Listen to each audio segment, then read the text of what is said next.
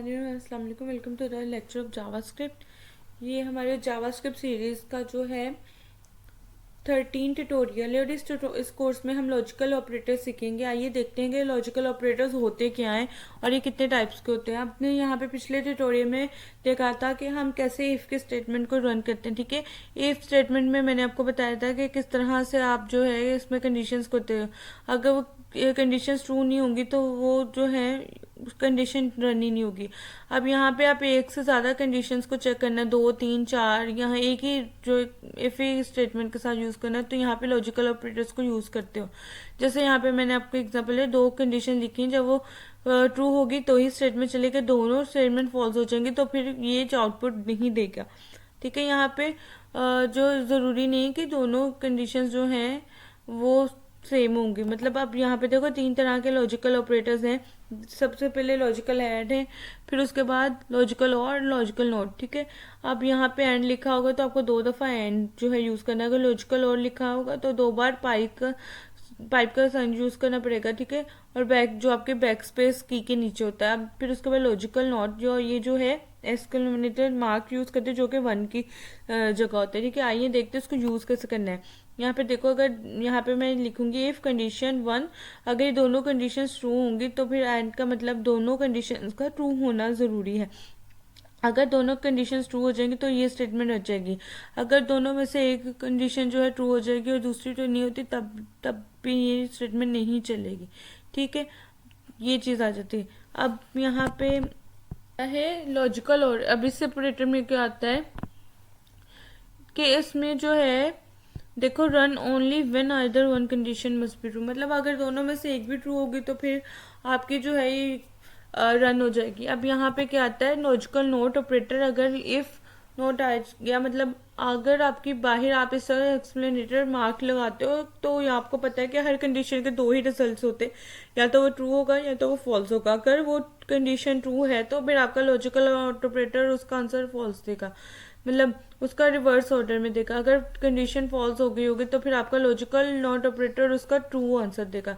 तो आइए देखते हैं कि इसको प्रैक्टिकली कैसे करते हैं। हम लॉजिकल ऑपरेटर्स का जो प्रैक्टिकल करते हैं, यहाँ पे देखिए मैं एक वेरिएबल ले लेती हूँ एज, और यहाँ पे मैं वैल्यू लिख दूंगी 50 लिख देते हैं। ठीक है, तो अब ठीक है, यहाँ पे मैं एक कंडीशन लगाती हूँ इफ़ की। तो अब मैं यहाँ पे वो कंडीशन दूंगी एज। ठीक है, age is equal to greater than और इक्वल टू 48 है। ठीक है, 48 आ गया, तो मैं साथ में ये लिख दूंगी ये एंड ऑपरेटर आ गया, और फिर मैं लिखूंगी एज इज लेस देन और इक्वल टू। ठीक है, तो मैं क्या लिखूंगी, यहाँ पे लिख दूंगी 51। ठीक है, तो यहाँ पे मैं लिख दूंगी, यहाँ पे जैसे हमने कंसोल में किया था, कंसोल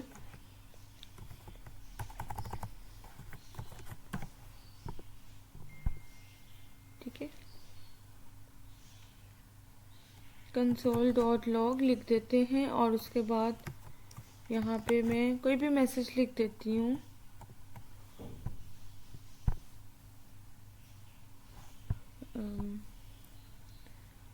लिख देते no you are not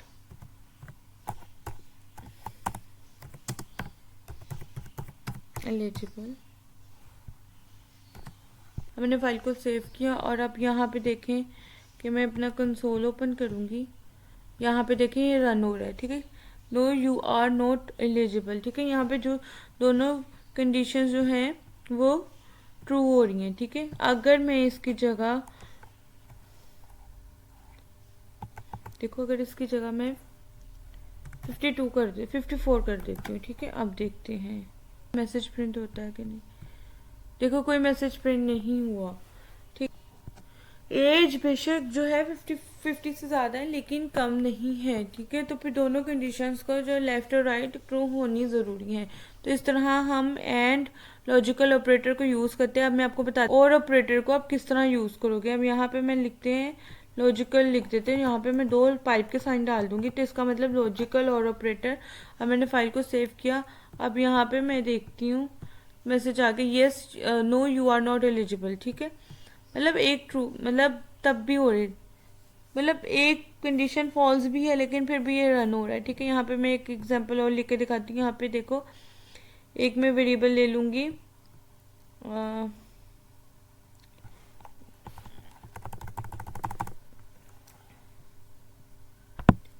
a is equal to 10।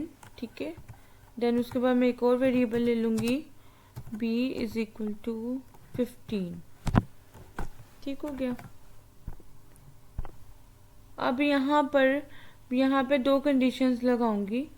a की वैल्यू जो है 10 है, ठीक है, और b की वैल्यू जो है, यहाँ पे मैं b लिखूंगी, उसकी वैल्यू जो है 20 होनी चाहिए। ठीक है, देखो 20। ठीक है, मैं इसको सेव करती हूँ। ठीक है, अभी भी कंडीशन रन हो रही है। ठीक हो गया। तो अब देखो यहाँ पे अगर मैं a की वैल्यू जो है 8 कर दूं, ठीक है, अब ये देखो तब भी हो रहा है। ठीक है, अब यहाँ पे मैं b की वैल्यू, उसकी कंडीशन अगर मैं फिर 14 कर दूं, ठीक है, ये देखो तब भी जो है वैल्यू जो है प्रिंट हो रही है। ठीक है, अब ये देखो, अब यहाँ पे मैं 12 कर दूंगी, कुछ भी रन हो रहा है। ठीक है, तो ये भी कंडीशंस फॉल्स हो चुकी, दोनों कंडीशंस यहाँ पे फॉल्स हो गई है, तभी ये नहीं चलेगा। मतलब दोनों में से कोई एक कंडीशन जो है वो ट्रू होनी जरूरी है, तभी ये चलेगी। यही होता है लॉजिकल और ऑपरेटर का काम। यहाँ पे हम शुरू करते हैं लास्ट ऑपरेटर, जिसका लॉजिकल नॉट ऑपरेटर। तो भी यहाँ पे जो है 2 कंडीशंस नहीं रखते। यहाँ पे देखो, मैं इसको एक कंडीशन को रिमूव कर दूंगी। ठीक है, तो अब यहाँ पे मैं एक्सप्लेनेशन का साइन लगाऊंगी, जिसका मतलब होता है नोट। अभी हर जगह इसका मतलब नोट ही आएगा। ठीक है, जितनी आप प्रोग्रामिंग लैंग्वेजेस में यूज करते हो उसमें इसका मतलब नोट ही होता है। एक्सप्लेनेशन मार्क जो है अंदर लिखना है। ठीक है, ये देखो, अब आपने इसको सेव कर लिया और उसके बाद जो है मैं इसको रन करके देखूंगी। तो ये देखिए, यहाँ पे रन नहीं हो रहा। ठीक है, तो अब मैं इसकी वैल्यू जो है 30 कर देती हूँ। तो मैं आपको एंड ऑपरेटर हटा के दिखाती हूँ। ठीक है, यहाँ पे अगर मैं इसकी वैल्यू जो है 30 कर दूंगी, ठीक है, ये देखो अब ये वैल्यू जो है ट्रू हो रही है।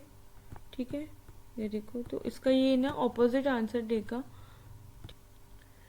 ठीक है, फॉल्स जो है वहाँ पे आया नहीं, और इसने ये भी स्टेटमेंट जो है प्रिंट नहीं की। अब मैं आपको कंसोल के साथ करके दिखाती हूँ। ये सारी स्टेटमेंट्स जो है मैं बंद कर दूंगी। यहाँ पे मैं यही वाली स्टेटमेंट कॉपी करके पेस्ट कर दूंगी। ये देखो, ये देखिए आंसर जो है वो शो करवा रहा है। ठीक है, ये आंसर आ रहा है, ट्रू आ रहा है। ठीक है, कंडीशन ट्रू है। अगर मैंने यहाँ पे इसको किया, ट्रू आंसर आएगा, उसको वो फॉल्स कर देगा। ठीक है, देखो